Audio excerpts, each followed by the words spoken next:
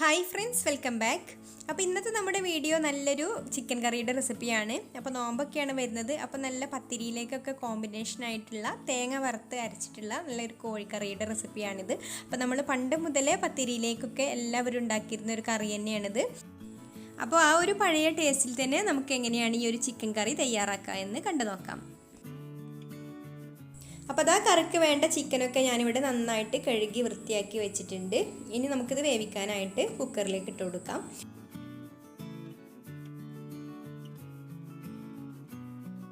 ഇനി ഇതിലേക്ക് ഒരു തക്കാളി അരിഞ്ഞത് ഇട്ട് കൊടുക്കാം. അപ്പോൾ ഇതൊക്കെ നിങ്ങൾ ചിക്കൻ എത്രയാണോ ഉള്ളത് അതിനനുസരിച്ച് ചേർത്ത് കൊടുത്താൽ മതി. പിന്നെ ഒരു സവാളയുടെ ചെറിയൊരു കഷ്ണം ഇട്ട് കൊടുത്തിട്ടുള്ളൂ. സവാള കൂടുതൽ വേണ്ട കേട്ടോ, അപ്പോൾ കറിക്ക് അത്രയ്ക്ക് അങ്ങ് ടേസ്റ്റ് ഉണ്ടാവില്ല. ഞാൻ ചെറിയൊരു സവാളൻ്റെ പകുതിയാണ് എടുത്തിട്ടുള്ളത്.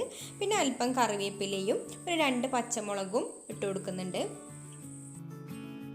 ഇനി ഇതിലേക്ക് ഇഞ്ചി വെളുത്തുള്ളി പേസ്റ്റ് ചേർത്ത് കൊടുക്കാം. അപ്പോൾ ഞാനിവിടെ പേസ്റ്റ് ഉണ്ടാക്കി വെച്ചതാണിത്. അപ്പോൾ ഇത് ഞാൻ റംദാൻ പ്രിപ്പറേഷനിൽ കാണിച്ചിട്ടുണ്ട് കേട്ടോ, ഫ്രീസറിൽ സൂക്ഷിച്ചതായിരുന്നു. അപ്പോൾ അതിൻ്റെ ലിങ്ക് ഞാൻ ഡിസ്ക്രിപ്ഷൻ ബോക്സിൽ കൊടുക്കാം. ഇനി പാകത്തിനുള്ള ഉപ്പ് ചേർത്ത് കൊടുക്കുന്നുണ്ട്. പിന്നെ ഇതിലേക്ക് 1/2 ടീസ്പൂൺ മഞ്ഞൾപ്പൊടിയും കൂടി ചേർത്ത് കൊടുക്കുന്നുണ്ട്. അപ്പോൾ മഞ്ഞൾപ്പൊടി ഇതിലേക്ക് ഇത്രയും മതി. പിന്നെ നമ്മൾ തേങ്ങ വറുക്കുന്നതിലൊക്കെ മഞ്ഞൾപ്പൊടി ചേർത്ത് കൊടുക്കുന്നുണ്ട്. പിന്നെ 1 ടീസ്പൂൺ മല്ലിപ്പൊടി ചേർത്ത് കൊടുക്കാം. പിന്നെ 1/4 ടീസ്പൂണ് ഗരം മസാലയും അതുപോലെ 2 ടീസ്പൂണ് മുളക് പൊടിയും കൂടി ചേർത്ത് കൊടുക്കുന്നുണ്ട്. എന്നിട്ടിത് കൈകൊണ്ട് തന്നെ നന്നായിട്ടൊന്ന് കുഴച്ചെടുക്കണം. മസാലയൊക്കെ എല്ലാ ഭാഗത്തും എത്തുന്നത് വരെ നന്നായിട്ട് കുഴച്ചെടുക്കാം.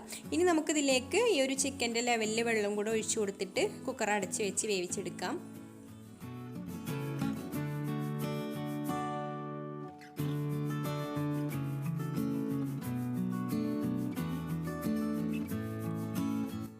ഇനി തേങ്ങ വറുത്തെടുക്കാൻ വേണ്ടിയിട്ട് ഞാനിവിടെ ഒരു ഇരുമ്പ് ചട്ടി അടുപ്പത്ത് വെച്ചിട്ടുണ്ട്. അപ്പോൾ തേങ്ങ ഒക്കെ വറുത്തെടുക്കാൻ അത്യാവശ്യം ചുവട് കട്ടിയുള്ള പാത്രം തന്നെ എടുക്കാം. ഇതിലേക്ക് അല്പം വെളിച്ചെണ്ണ ഒഴിച്ചു കൊടുത്തിട്ട് നമുക്കിതിലേക്ക് ചിരവി എടുത്തിട്ടുള്ള തേങ്ങ ഇട്ട് കൊടുക്കാം. ഇതിലേക്ക് ഇനി ഒരു 1/2 ടീസ്പൂണ് വലിയ ജീരകവും പിന്നെ ഒരു 1/2 ടീസ്പൂണ് മഞ്ഞൾപ്പൊടിയും അതുപോലെ ഒരു 4-5 ചെറിയ ഉള്ളിയും കൂടെ തൊലി കളഞ്ഞത് ഇതുപോലെ മുറിച്ചിട്ടിട്ട് കൊടുക്കാം. പിന്നെ അല്പം കറിവേപ്പിലയും കൂടി ചേർത്ത് കൊടുത്തിട്ട് ഇത് നന്നായിട്ട് വറുത്തെടുക്കണം.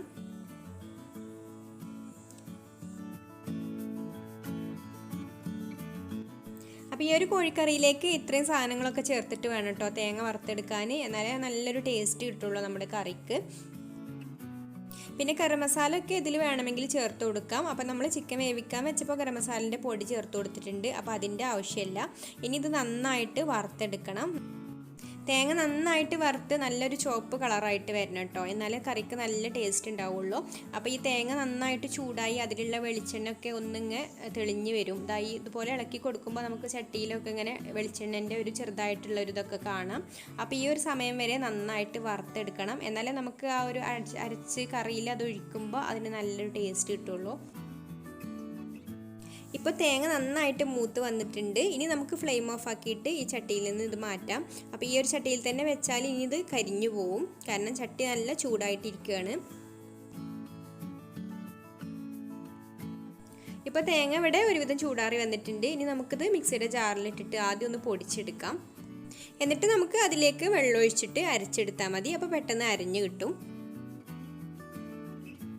അപ്പോൾ കുക്കർ ഞാനൊരു 3 വിസിൽ കഴിഞ്ഞ് ഫ്ലെയിം ഓഫ് ആക്കിയിട്ടതായിരുന്നു. ഇപ്പോൾ പ്രഷറൊക്കെ നന്നായിട്ട് പോയിട്ടുണ്ട്. അപ്പോൾ ചിക്കനും ഇവിടെ വെന്ത് വന്നിട്ടുണ്ട്. ഇനി നമുക്കിതിലേക്ക് നമ്മൾ അരച്ച് വെച്ചിട്ടുള്ള തേങ്ങ ഒഴിച്ചു കൊടുക്കാം. ആവശ്യത്തിനുള്ള വെള്ളം കൂടി ചേർത്ത് കൊടുത്തിട്ട് ഇതൊന്ന് തിളപ്പിച്ചെടുക്കണം. ഇതിൽ കുറച്ച് ഉപ്പ് കുറവുണ്ട്. അപ്പോൾ ഞാനിവിടെ അല്പം ഉപ്പും കൂടി ചേർത്ത് കൊടുത്തിട്ടുണ്ട്. ഇനി ഇതൊന്ന് തിളച്ച് വരട്ടെ.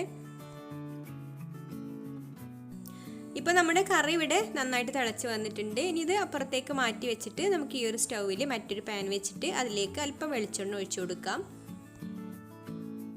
വെളിച്ചെണ്ണ അതുപോലെ നന്നായിട്ട് ചൂടായിട്ടുണ്ട്. ഇനി ഇതിലേക്ക് അല്പം ചെറിയുള്ളി ഇട്ട് കൊടുക്കാം.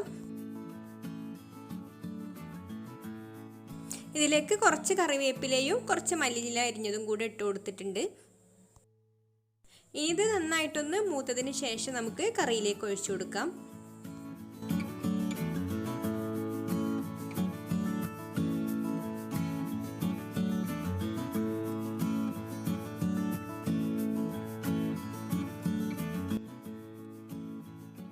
അപ്പോൾ നമ്മുടെ തേങ്ങ വറുത്തരച്ച നല്ല കോഴിക്കറി ഇവിടെ റെഡി ആയിട്ടുണ്ട്. നല്ല സ്മെല്ലൊക്കെ വരുന്നുണ്ട്.